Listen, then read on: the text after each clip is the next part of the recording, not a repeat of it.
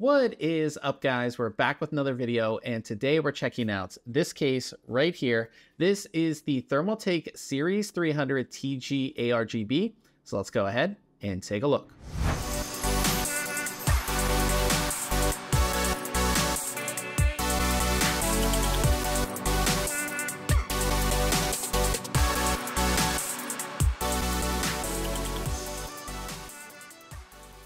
As we take a first look at the case here, you can see that I have the white version here.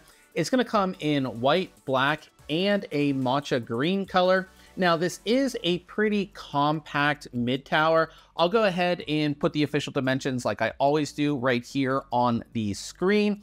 Now, as far as weight, this is also pretty lightweight, weighing in at only 17.2 pounds with nothing installed inside.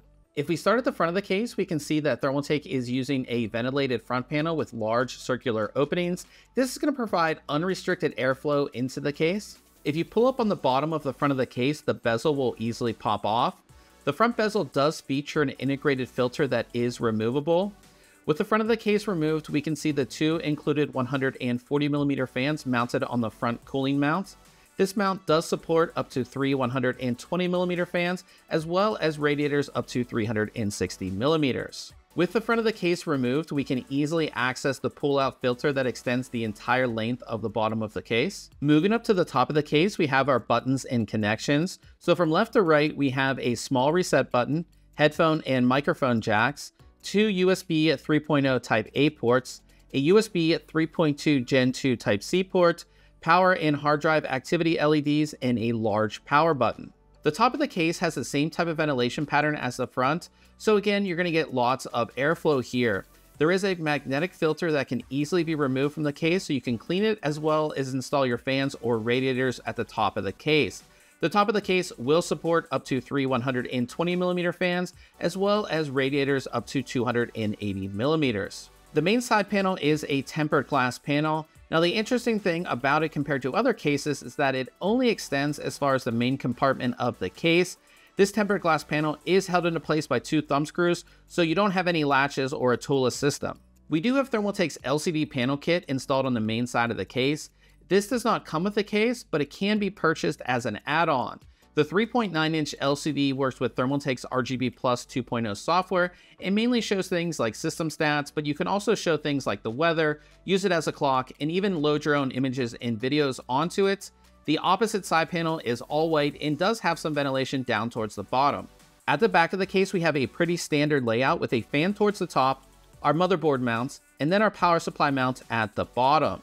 The rear fan is a 140mm fan, but it's just a normal fan, no RGB. It is white, however, so it's going to match the case quite well. The fan mount will also support a 120mm fan. As we take a look inside the case, we can see that it has a pretty standard two-compartment design. The main compartment will house your motherboard and graphics card.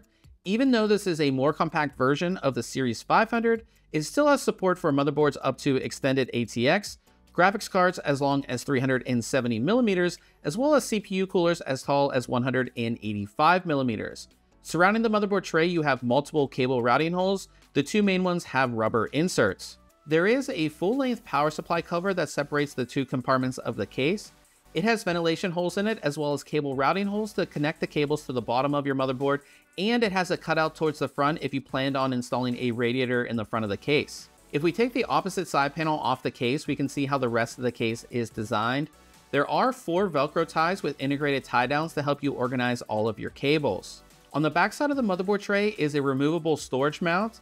It supports either a single 3.5-inch hard drive or two 2.5-inch solid-state drives. The bottom compartment of the case is where you'll mount your power supply and is completely ventilated.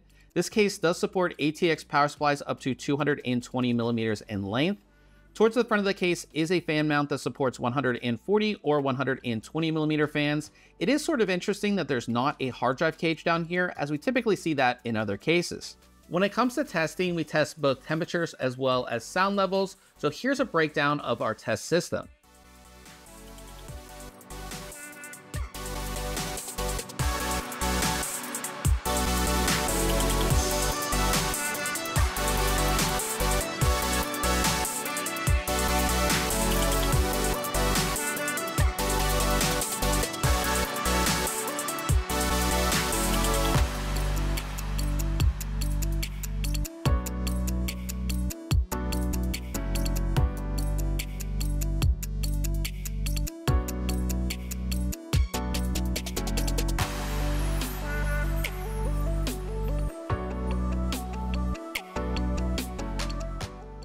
as we come to the end here, I have to say that I really like this case. I've been a fan of the series cases from Thermaltake since they were announced at CES at the beginning of the year.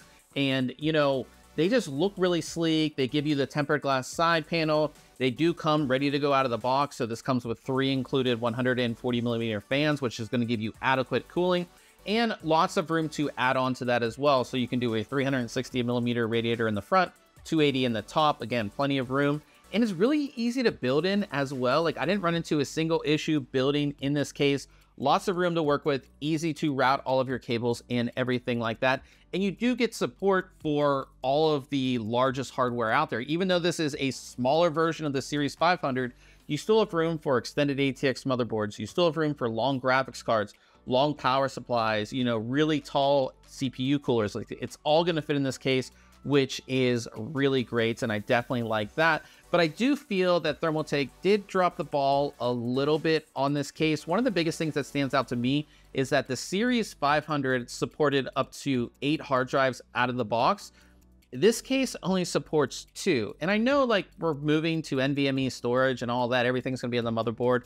But again, this case is priced at $99. So not everybody who's buying a $99 case is going to go all NVMe storage. Having, you know, only support for 2 hard drives, those 2 being SSDs, only 1 normal hard drive in this case, is just a bit disappointing, especially considering there's like a lot of empty space here where you could have put like an SSD mount or something like that. It's just, I don't know. 2 hard drives is just not enough for me in any case these days. So that was a little bit of a disappointment. And then the second thing is that this rear fan, you know, our front 2 fans are RGB. It would have been nice to have this rear fan be RGB as well. Those are the 2 things that kind of let me down with this case. But overall, I do think it's really good. And I do like that, you know, with a lot of these series cases, you can add this cool little LCD.